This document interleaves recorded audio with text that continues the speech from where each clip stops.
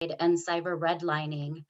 And I'll just open it up for whoever wants to kick us off tonight.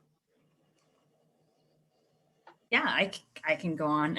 So, I mean, thank you, United Latinx Fund and the Latino Coalition of Los Angeles for having my fellow panelists and I to discuss this very important issue that affects our comunidad. As mentioned, I am Roxana Barbosa, and I will be sharing what I have learned in my current role at NTCA as their industry and cyber policy analyst, where we represent 850 independent community-based telecom companies that are leading innovation in rural America. And of course, share my prior experience in other advocacy organizations. And so to begin, I do want to say that some larger nationwide providers tend to deploy services in areas that are more profitable, right? And serve and have a quicker return on investments. And as years have gone by, we have seen the tech evolve, but the fundamental economic incentives have not. In areas that deliver lower or no returns, it is hard to get service deployed and sustained. And so we see, for example, in many rural areas that companies that serve both urban and rural markets focus their investments in more lucrative urban areas, meaning they are delivering lesser broadband, or let's just put it this way, no broadband at all in many rural areas. By contrast, some of our small NTCA members that are based in the communities they serve are making every effort to deliver comparable to those in urban areas. I mean, this also looks like it is a problem in urban areas, as if you mentioned here in LA. I mean, for example, according to a report from USC's Connected Cities and Inclusive Growth Policy Brief, it talks about how more LA residents live in areas with broadband competition and fiber availability, but yet, as we've been seeing years and years, broadband investments are not equally distributed across LA County, right? And I'm more than happy to share this report right now in the chat, but where this is the case in urban areas, we need to find ways to prompt providers serving those kinds of areas to invest in them, or give others the resources and capability to do so if these areas are effectively abandoned by their incumbents. Absolutely. Go ahead. And I would just add to that, one of the things that would help us address really identify whether or not cyber redlining is fully happening. We know it's happening, but I don't think it's something that's been fully recognized, especially not by our government, is just the lack of transparency in data from the internet service providers. We don't have any data that tells us what people are paying, right? And we know that data is important in showing whether or not inequities are happening. And so one of the things that we need to have, like one of the immediate things that could happen is if there was transparency on rates. So we would actually know who's paying what. And it's not just the rates, but also what you're getting for those rates. We have informal anecdotal evidence from some of the families that we've helped in this pandemic access internet, that in certain zip codes, they are paying more for slower internet than, let's say, a family in South LA will pay more for slower, inconsistent internet than a family on the west side that's paying a cheaper rate for faster, better quality internet. And this is also tied to paying cable. So it's not just a matter of transparency, but also how you, like the incentives and the packages, and just even having the capacity to negotiate and ask questions, even where there are subsidies available for low-income families. Like, you might pick up the phone and the person on the other line may not know about that opportunity. And if you don't have time or the language to negotiate with that customer service representative, you're going to receive an inequitable access to the internet. So transparency is key to solving this problem. No, yeah, and then to follow up with that, I think now that goes to like the FCC broadband maps, right? To have them more updated, so our communities can know what's happening, and not just our communities, but also our providers, right? Because it's one thing, them not being updated on a regular basis, right? And so. Did we have any thought on this question from either Anita or Ms. Brenda? Oh, Brenda, I think you're on mute.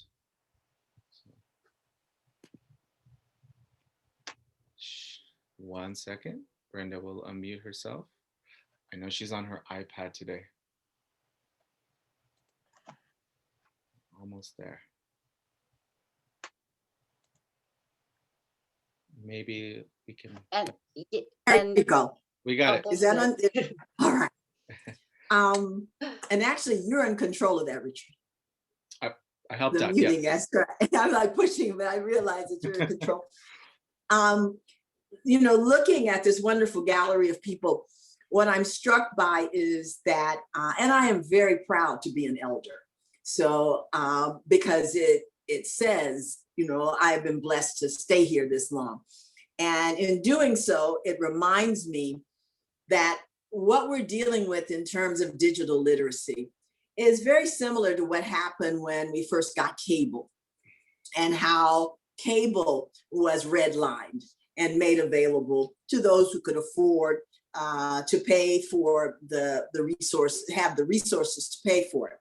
So I think on one hand, this is an extension of a certain amount of marginalization that we as people and communities of color have experienced, whether it's housing, whether it's cable. Now we're at the digital divide. And I think that in a way, one of the things that has elevated this and made it so immediate is the pandemic, because the pandemic pointed out clearly with education, the loss, the number of students that after a certain amount of time, which is why they're actually talking about doing social promotion, because they don't even know where the students are. The students aren't able to be able to be in. There's one of the things I've been working on, and this goes back, this again, is that the traditional, the cable or the digital access that we're accustomed to is not compatible with the type of construction used in public housing. That public housing has been cement block housing from the 50s. And these satellites and all these various mechanisms, they, at best, they're uneven and often they can't penetrate.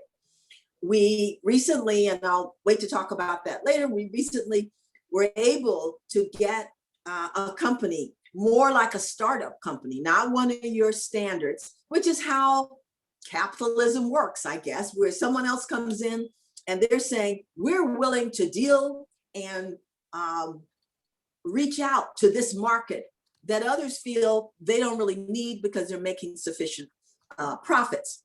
But what they're also seeing now is the city recognizes it. We have, and I'll speak about that later, but we have a monthly digital divide and digital equity meeting with the major providers and pushing them. They're being pushed from Washington, as they should be, and from the state, as they should be, just as in the past, when there was something that was a cable or any other kind of utility that marginalized us, eventually has to have its reckoning. So I'll stop there and I'll talk more about what we're doing later. And also, like you said, what do we do going forward? Thank you, Brenda. And I agree. And I think that the best way I explain it, right, is that now redlining has moved to the cyberspace, and hence we're dealing with this digital divide. But this is only the first layer of the issue that we have to address, right? And that brings me to our second question, which is beyond providing broadband and digital devices, how are you all providing or investing in digital literacy for our unconnected and underserved communities?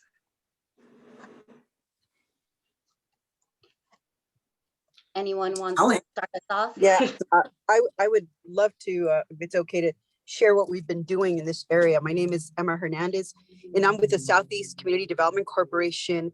And for the past over 10 years, actually, we've actually had project after project working on the digital divide. And it's a three-pronged process or solution. We talked about having internet, right? Making it affordable and making it so it's the right speed. But, you know, the other part being having computers that actually the kids can have at home and keep, and families can have in home and keep and not have to return to school districts. And of course, the third one is digital literacy. And digital literacy is different for each group, meaning that we have digital literacy courses for what I say, like super new people to computers. They don't know how to use a mouse.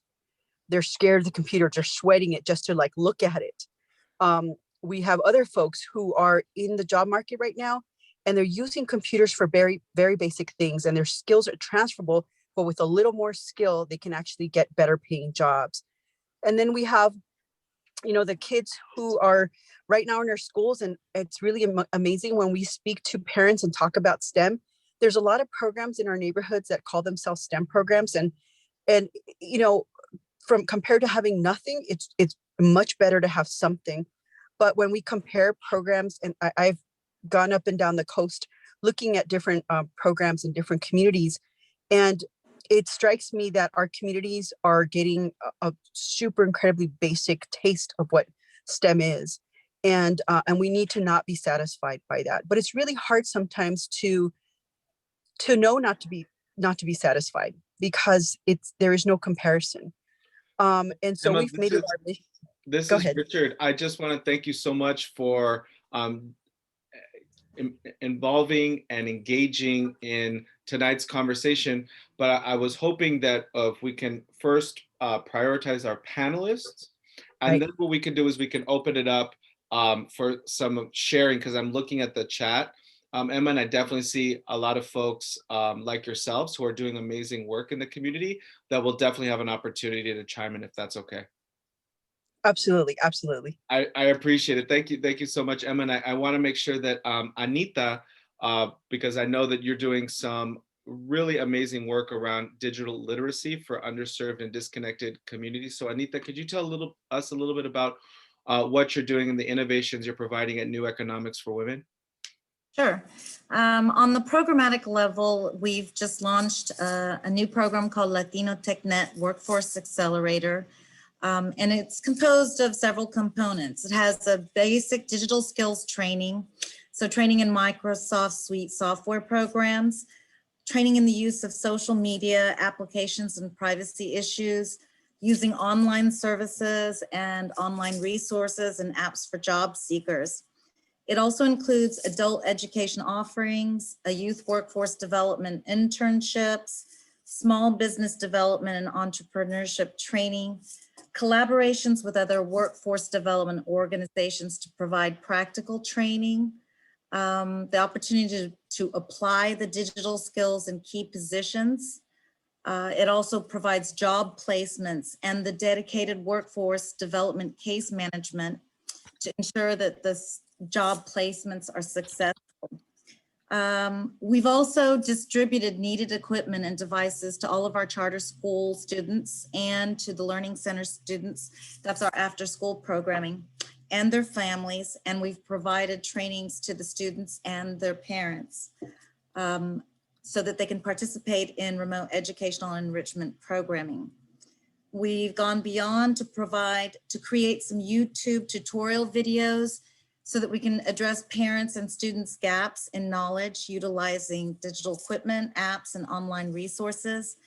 And we're building our infrastructure to create and host digital content online in order to close the distance learning capacity gaps for 200 parents in the Pico Union neighborhood. You know, clearly we have to go beyond to make systems change. I mean, this is programmatic, and I feel like the means for doing so is to join with organizations that are present here and beyond to affect, you know, policy change, to be engaged in advocacy and policy change at the local, state, and federal level, which will elevate broadband access to a public utility for all and not treat it as an optional service. So that's, you know, some of what we're trying to push forward and what we're doing programmatically. Thank you. Yes, Brenda.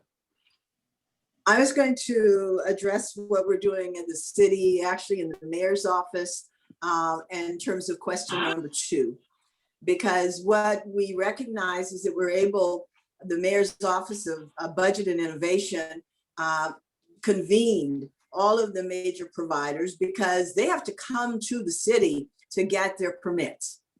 And they're always complaining about how long it takes and so forth.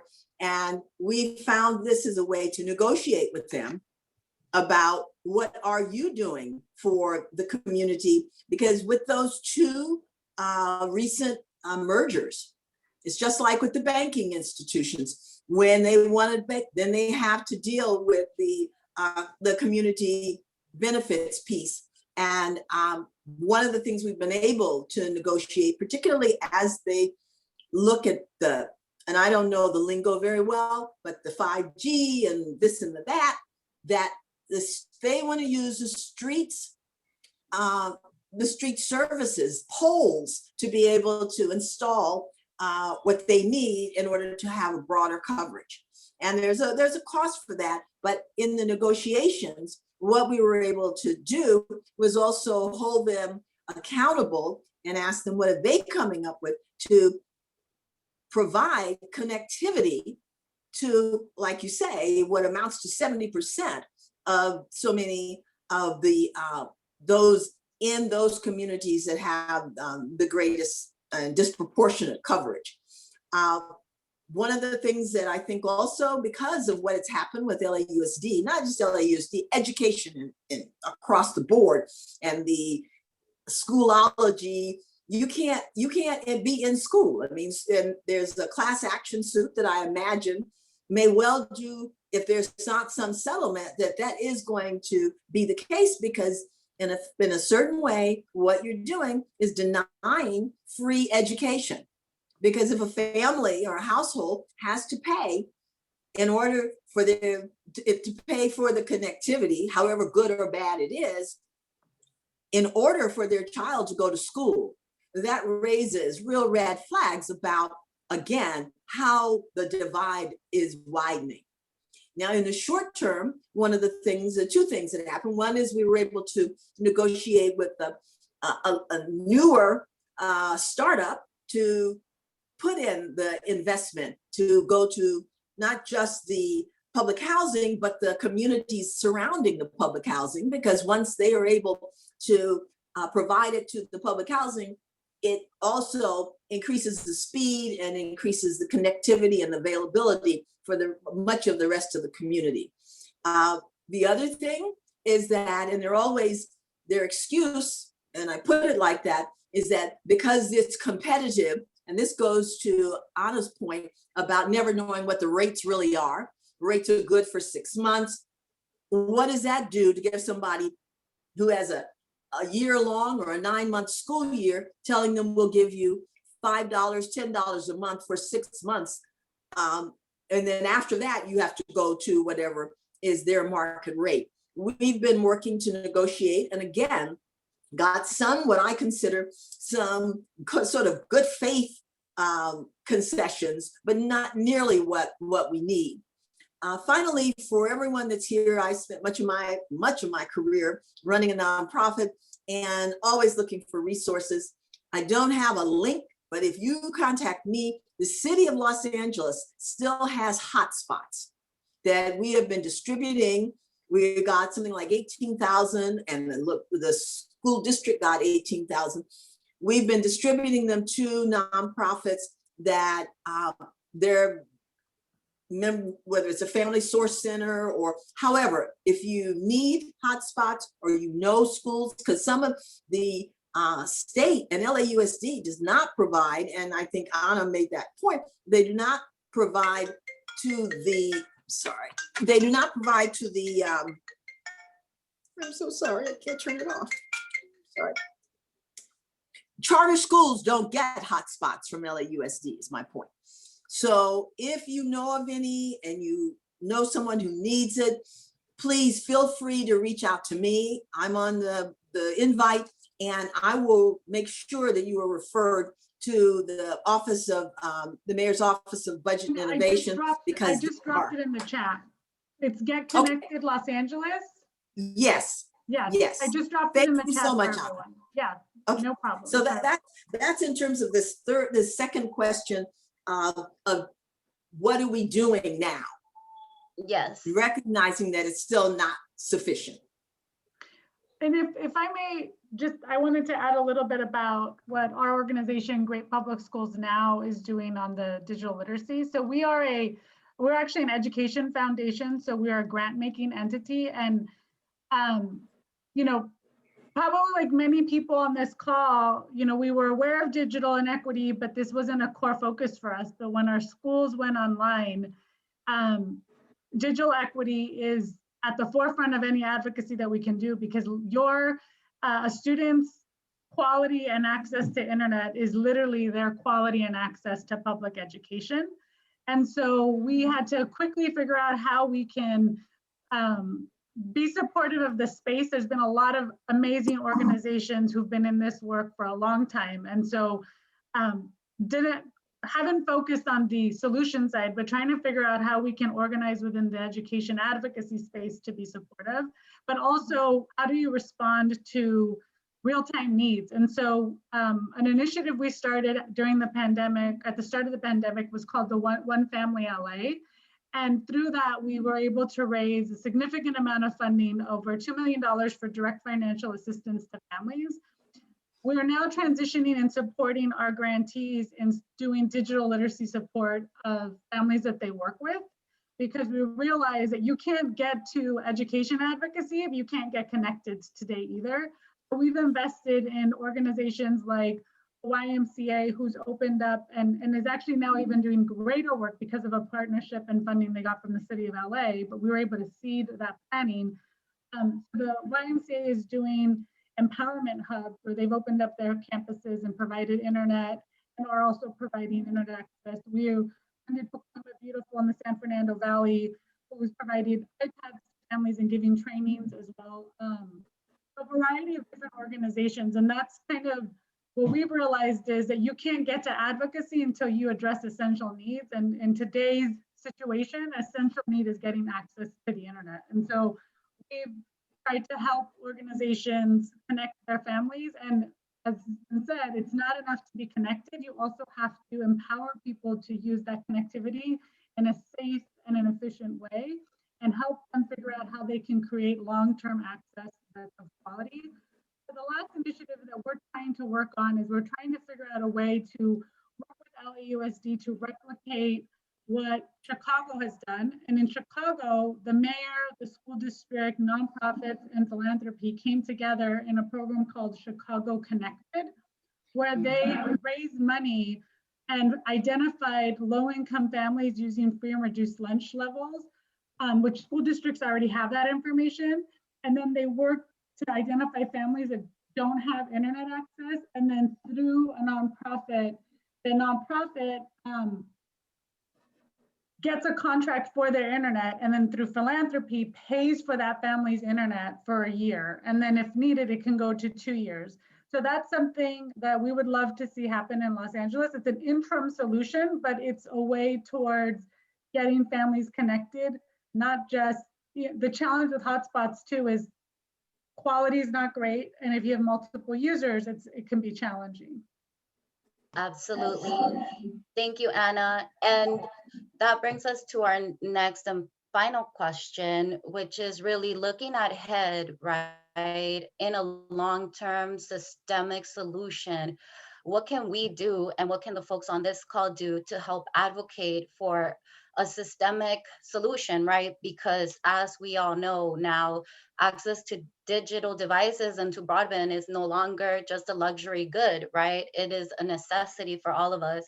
And so to us at ULF, at LCLA, we really view digital access as a civil rights issue of our modern era, and it should be addressed as that. So I would like to know from all of you, what are some of the long-term systemic solutions that we can do to really achieve digital equity? Yeah, I can begin. So I have two recommendations. So the first one is for stakeholders, lawmakers, and regulators to work collaboratively with one another to adopt or build a network, right, that can deliver something customers actually want and make sense. Broadband is not an easy business. We all know that. So leveraging community commitment with provider expertise to find solutions that work for a community. And secondly, We should aim to promote access to high-speed networks as in many places as possible, and service providers should be held accountable on the quality of service they are providing to the public, because at the end of the day, it's a community, right, that will be putting up with the service. Yeah, I would just add. Okay. Oh, sorry. I just quickly, I'll just add, we have to, it's time for everyone to recognize that the internet is a public utility and needs to be regulated as such. And if we look at the disaster that's happening in Texas right now, that's what happens when you don't have appropriate government regulation. People are freezing and don't have access to their utilities. And that is the same thing that happened in this pandemic in California when people couldn't access the internet. There were children who just could not access their education. Today, there are families that cannot access vaccine appointments because they don't have quality internet to identify and navigate the vaccine process, even if they qualify. There's families today that are unable to access government assistance because they're out of work, and without the internet, they can't apply for benefits, or they crash, or they finally get to the point where they could submit their application and their internet cuts out. We've all seen that image of children going to Taco Bell to be able to access the internet to do their homework. That was happening before the pandemic. So it is time for us to ask for the internet to be a public utility and to be regulated as such. And in the same way California and our country figured out how to provide a phone line to every household when phones became available because people realized you needed a phone, we need to figure out how to do internet for every family. So I want to make sure Anita gets an opportunity to chime in. So Anita, the floor is yours. I absolutely agree with that. I guess I'm trying to get a sense of what is out there, what policy activity is out there that we can get behind that really elevates broadband access to a utility that we all can have and use.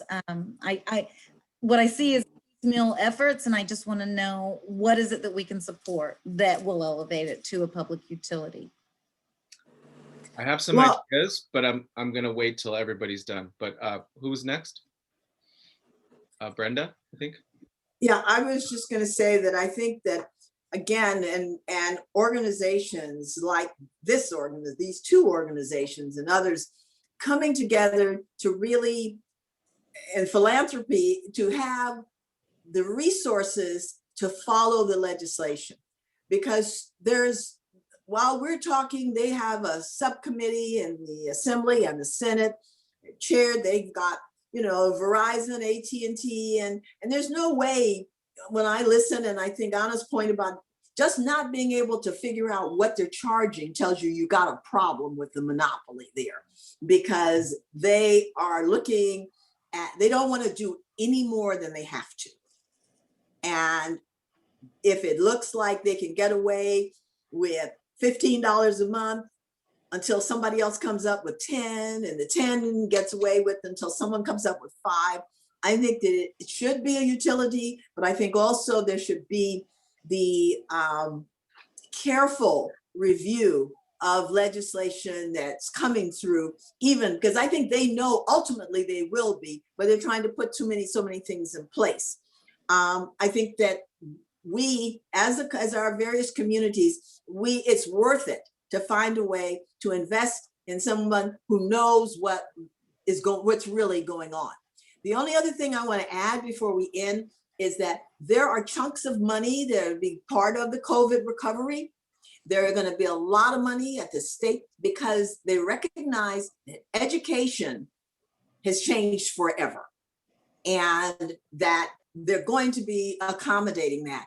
And I think that we really should take a look at what monies are in there and set aside for the communities of need, because their lobbyists were there as well. And we're a good excuse to get more money. We just have to make sure that the way the money is spent when it's received is in the best interest of the communities that need it the most.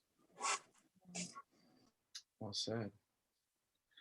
Anybody else have any ideas to share regarding systemic solutions from our panelists who have not spoken yet? Just wanted to give you an opportunity if anybody has Roxy, I think, started off, and we heard from Ana and Anita, as well as Brenda as well on this topic. So, okay.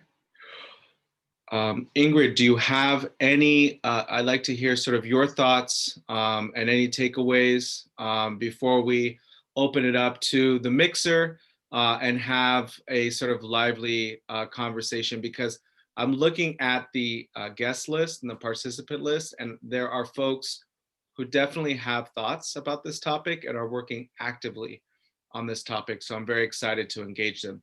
Ingrid, the floor is yours. Thank you. And thank you all ladies once again for sharing. And I agree with you. The Latino Coalition of Los Angeles has identified digital access as one of our top policy priorities moving forward. And I think I agree with you, Anna, right? When the pandemic first started, we started a campaign to procure Chromebooks for Academia Avance, which is a charter school in Highland Park, right? And we quickly realized that this issue was not only something that had been going on since, you know, the 1990s, but two, that it was something that was affecting all of us, not just our children, you know, but like you also pointed out, people trying to access unemployment benefits, to even just have a virtual doctor visit, right? And so many other things that come with having digital access. And on top of that, looking at digital literacy, how do we prepare our kids with coding, with STEAM education, and really prepare our small businesses, our nonprofits, to be able to access that digital space that we all have to navigate through now. So we at LCLA feel strongly that it should be treated as a public utility. And this is why we're here having this conversation, to hear from all of you and your expertise and knowledge. And to really, for us, this is a starting point to move forward and really come together around policy advocacy. Like you said, we all have to come together and really move forward on this issue, especially now that it's been so much highlighted because of what we're all living through. So that's that's my takeaway. So thank you so much for all of you and for sharing your thoughts. And Thank you. we can't let, when this pandemic is over, and hopefully it will be over sooner than later, and we're no longer on Zoom and we're able to be in person, and we'll have other crises, we can't forget this moment. We can't forget that we were all privileged to be able to be on these Zooms, however we're accessing today's webinar. Because that's how inequities happen. You see a crisis, we all think about it, and then we move on to the next one. And we can't let our communities be left behind, because we've already seen what has happened to the Black and Brown communities in this pandemic. And digital inequity is one of the major ways that we can ensure this doesn't happen to our community again. Absolutely. Well said. Well said. So I am excited to open up the conversation, because we have folks on today's conversation that have the ability, the resources, and the relationships to affect policy change. And so, Victor, if you would be so kind, and maybe I can help you to expedite as much as possible to activate everybody's camera, so we could all engage in a conversation about. It seems like there's two major topics, and some of these topics I know a bit about, particularly the California Public Utilities Commission, as well as how to create incentives for telecommunications companies to provide forthcoming information such that a more equitable distribution of technology resources are available. So we're entering everybody in and turning on your cameras. I'm going to put on my gallery view so I can see everybody's beautiful faces. Thank you for joining us. And we're almost done. Just give us one more second. All right. And all right. Okay. Hello, Helen. Helen, would you like to say hello? We have our board president, Helen Romero Shaw of United Latinx Fund is on the line. Helen, do you want to say hello? Yes, hello everybody. I feel like I'm in the dark here. I need more lighting where I'm at. But anyway, welcome everybody. Excellent panel. This is really a big issue right now. We have so many people falling through the cracks in terms of technology, internet access, having even a laptop. I mean, it's just a big issue. So thank you all. Excellent panel, and welcome on behalf of the United Latinx Fund. One quick thing, Helen, because you are our resident government affairs, public affairs, utility professional extraordinaire. You have been in the industry and you have worked with the California Public Utilities Commission, because Southern California Gas Company is a regulated utility, Helen. So Helen, you've heard tonight what folks are saying. Any insight on how to connect with and engage the Public Utilities Commission, particularly when it comes to potentially adding a new industry to their portfolio of responsibilities? Helen, any insight? Well, you know, there's two sides to every coin. And when there is some sort of a monopoly, it's good to be under the California Public Utilities Commission, because then they set rates, they look at how your programs are going, but especially they make sure you're reaching disadvantaged communities and customers that are income stressed. So that's really good about them. On the other hand, the other side of the coin is they will have their hands in your pie, so to speak, and you may not always agree with, you know, the way they're handling it. So it depends on the commissioners that are appointed by the governor.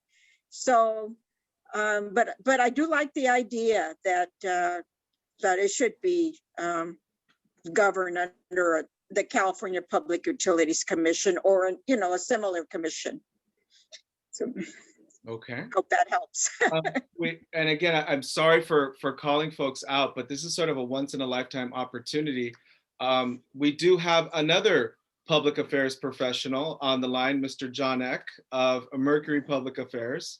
And John has done and represented many clients, including utility clients as well.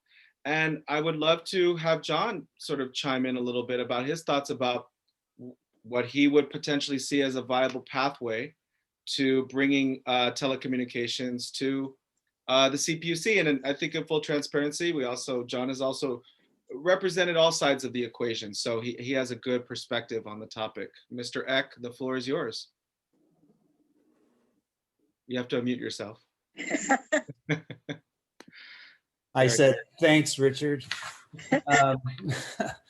Look, I've worked on this issue for a long time, back to when it was, the broadband issues were before the Council Committee on Intergovernment, IT Committee, which was chaired by Mark Ridley Thomas in the 90s. And it was trying to find a balance for communities of color that weren't getting the services like other committees were. And the arguments and the discussion hasn't changed that much 20 years later, which is unfortunate, I think. And I think that having represented a number of the different companies, the large corporations on that side, I don't think they want to do the right thing. They just don't know how. And it's a lot of it's not sitting down with the right people and having the discussion to get there. And hopefully we'll be able to accomplish that. But until they really find a clear pathway and it really has to come down to the city and others making it simple to do, as opposed to taking a year and a half, 2 years. I think if that can happen, things can move quickly and smoothly, and as they should anyway, because you don't want to wait 2-3 years for these services to be implemented in the communities that are of concern here. So that's my 2 cents worth. Well, and I think you make a valid point. Leadership is everything, right? And so, speaking of leadership, we do have Luisa Oyage here joining us, who is no stranger to our charlas and has provided us a lot of great insight.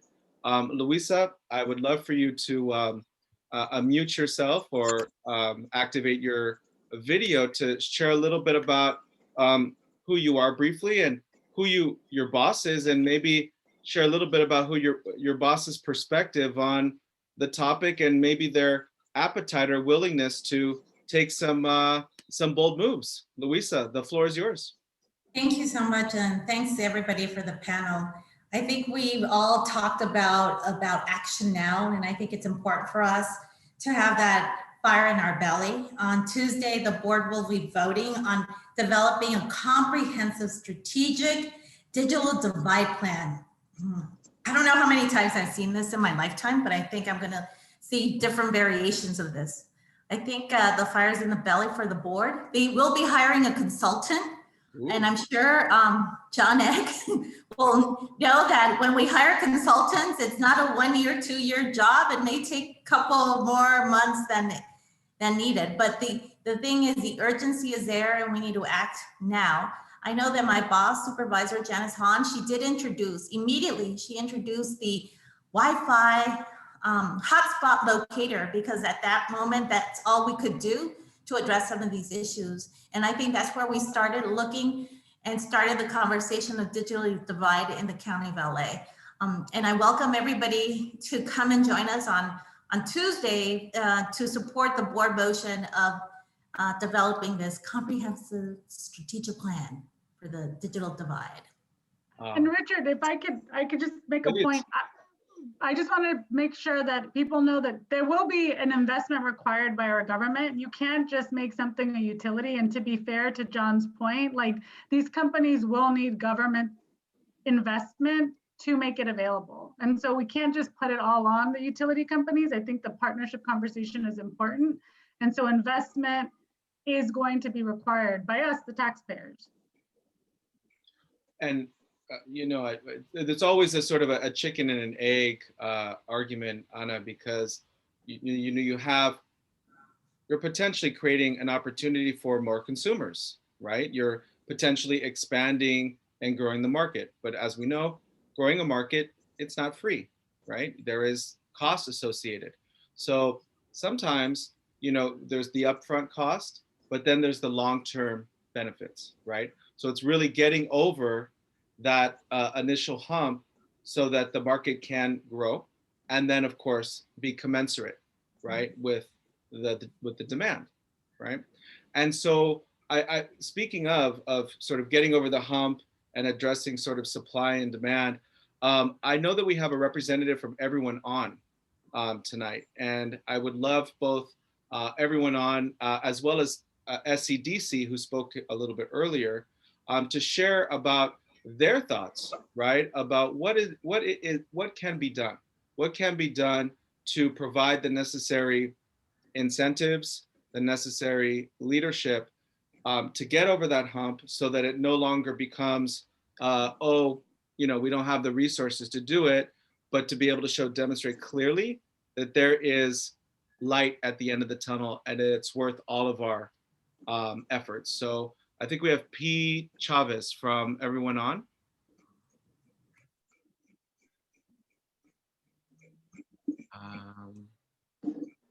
P. Chavez from Everyone On. Hi, everyone. My name is Paulina. I'm sorry, my video is not really working right now, so I can't turn it on. No worries.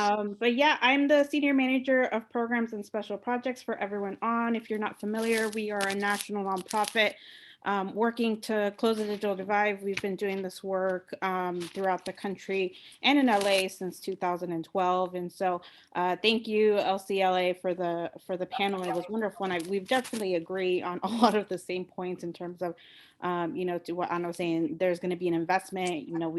We just kind of have to understand that that's going to be something that happen. I'm so glad to hear about the plan for regional strategy at the Board of Supervisors level. We've been in communication with Jean Holm at the City of LA and Don Comer, colleagues of Brenda, about how we can support, the current, the Get Connected. If you actually went to the link, you'll see it uses the Everyone On Offer Locator tool, which is widely accessible to folks across the country, not just here in Los Angeles, where if you input a zip code, answer questions about programs that a household may qualify for. So if you think of SNAP, TANF, National School Lunch Program, you check off the boxes that apply, and it'll give you the offers that are potentially available. And I say potentially because of what I think, I can't remember who said it. It might have been Brenda, actually, as well, about, it's all about,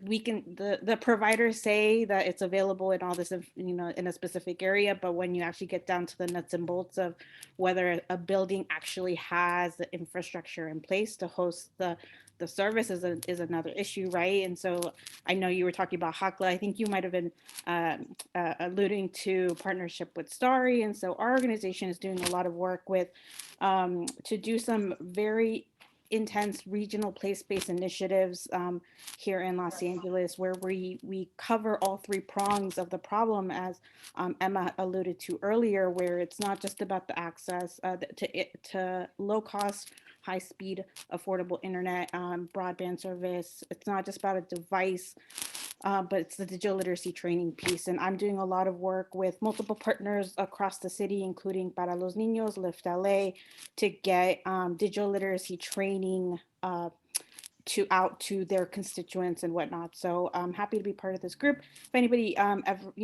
please let us know how we can be of support. I'll drop my email in the chat box if anybody wants to connect after the fact. But yeah, thanks so much. Welcome. And I did also want to give, I know Emma sort of chimed in during the panelist conversation, but I did want to give SCDC, Southeast Community Development Corporation, an opportunity to share. But I also would be remiss if I didn't give an opportunity also to Diego Sepulveda from CCF, as well as myself, to talk about philanthropy. So we're hearing a lot of really good ideas, right? And we're hearing a lot about very specific needs, very specific solutions. So, it would be incumbent upon the philanthropists in the room to chime in. So I see SCDC, Emma, if you want to take a few minutes, and then I'd also like to engage Diego on the philanthropic level. Thank you so much. I just wanted to mention a few programs that we're currently running, given we've been running some of these before the pandemic, and after the pandemic, of course, they're in stronger need. One of them is our digital literacy for senior citizens. We do have an adult program, and we also have an after-school program that includes robotics and coding. And our goal is to get the kids, even when they're young, and then have them come through us throughout as they get older. So our oldest kids right now are in high school, and then they come in, actually, no, we have some high school kids now who've gone on to college, and they come back and they help out with our programming. But in addition to all that, we give away free computers with some of our grants. We're able to help people who don't know how to sign on to some of these low-cost programs, because many of these programs are online. In order for us to have them sign up to Spectrum or AT&T or Frontier, they have to go online to sign up, and it's very challenging when they don't have it online. They don't have internet, and they don't know how to do it. But beyond those programs, I wanted to mention that for quite a number of years, we've been partners with multiple CBOs, and the California Emerging Technology Fund has been a great leader in this area. They've really worked hard on getting us all together to back legislation to help bring internet to everyone. And I just want to share that, because many times we've needed help from our communities, and I think this is the time. I think everybody is now much more aware of what's going on, and I think this forum here, I really thank you for it, because I think as the conversation, like someone had said, need not stop now. It was a long time coming, but this is the moment where we need to go forward, and we need to work together and get those muscles and push these legislations through. The California Public Utilities Commission has provided us multiple funding grants to provide these classes. And we actually just wrote a grant for $300,000 for the SELA region, the Southeast LA region, for infrastructure. So we're really looking at our organization as not just being a leader in providing direct services to our communities, but also we look at ourselves as folks who are advocate for our community. We, as a nonprofit, we often see ourselves as not folks who are political, and we're not doing political things. What we're doing is advocating for our community. And I urge you to do the same. We can join in. I'll go ahead and put in my email as well, like Paulina did, and more than happy to participate with this group and then share information as I get it of any efforts that are going on in the state of California and at the federal level as well.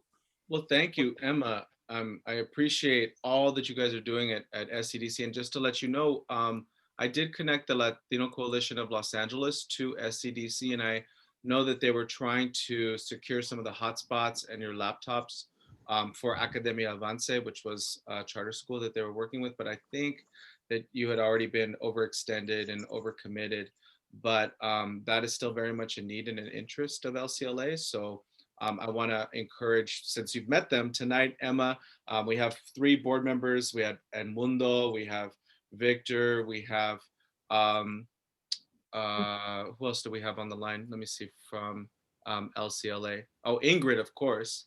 But we have 3 board members from LCLA. And so I really want to make sure that they continue the conversation with SCDC, Emma, because they're very much interested in connecting and supporting your work. And on the final Richard, note, yes, ma'am. Yeah, can I add on to what Emma mentioned about, putting our voice out there when it comes to like the digital divide issue, right? So I do want to provide you guys the link to this resource that the FCC has for the public. It is called the FCC's electronic comment filing system. And so I do encourage organizations to be involved, to participate in developing rules and policies. That's what it's for, right? And so it serves as the repository for official records in the FCC proceedings. So whenever the FCC comes up with some type of like federal program, right? They provide a public notice and give the public a deadline to give them feedback on it. So I definitely encourage that. And I'll put that link on the chat, but I do encourage organizations to build coalitions, right? To have their voices heard in this issue. Fantastic. And then one last, I just want to close out, of course, with, as we are a philanthropy, I think we should talk about the role of philanthropy. And my good friend, Diego Sepulveda, if you would be so kind as to allow us the privilege to see your beautiful face on video, and we could discuss how the role of philanthropy in helping to facilitate some positive change. I mean, I'm really hearing that there are existing mechanisms through which conversation, coalition building, and recommendations around policy can be received. But as you know, Diego, as well as I do, everyone thinks, oh, policy, it just happens. No, it's on average, good policy takes anywhere, could be from 5, 10, 15 years of concentrated, focused effort, communications, and advocacy. So Diego, your thoughts, both from your professional perspective, as well as, if you can, from CCF as well. I think I'll definitely share, I think more on my personal perspective. So for everyone on here, I do serve as the donor relations officer with the California Community Foundation. And I come from just like a legacy of doing organizing on the ground across immigration, LGBTQ issues, environment, both fundraising for those issues and doing organizing. And I think right now philanthropy plays a very critical role. And I think just addressing the digital divide. And I think for me, the role of philanthropy in centering conversations around youth that come from low-income backgrounds, foster youth, English learners, folks, young people experiencing homelessness, LGBTQ youth. We know that those are big populations that we serve in LA County. So how do we really build a philanthropic movement to address economic opportunity and the bridging of the digital divide. So I think there's a lot that we can do to be able to move funding to support youth and to really address those issues. And I think just generally coming into philanthropy, I am excited to be in this role and to be leading this work, because in so many different ways I get to inform the conversations from my own experience of what it means to have been an immigrant, to have been undocumented, to identify as LGBTQ, and then also come from the communities that philanthropy serves. So really addressing those issues is important and building a movement around that. So I just think right now the conversation has shifted. In 2020, we have seen that there was more giving in 2020. So I think 2021 is about continuing and building on that giving to really move the dollars to communities that need it the most. Excellent.